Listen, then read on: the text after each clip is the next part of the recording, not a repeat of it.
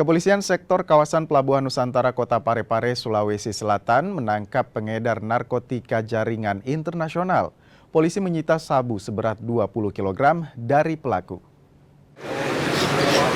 Narkoba jenis sabu seberat 20 kg ini disita Kepolisian sektor kawasan Pelabuhan Nusantara Kota Parepare, Sulawesi Selatan dari seorang warga berinisial SH. Warga asal Bandung, Jawa Barat tersebut menyembunyikan sabu dalam sebuah koper. Pelaku ditangkap saat berada di Pelabuhan Nusantara, Kota Parepare. Dari hasil penyelidikan sementara, pelaku terhubung dengan jaringan internasional pengedar internasional Freddy Pratama. Narkotika dengan tersangka berinisial SH, di mana dalam operasi ini kita menemukan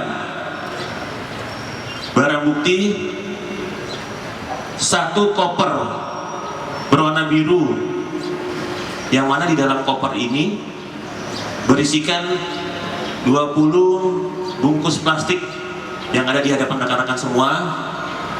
Bungkus plastik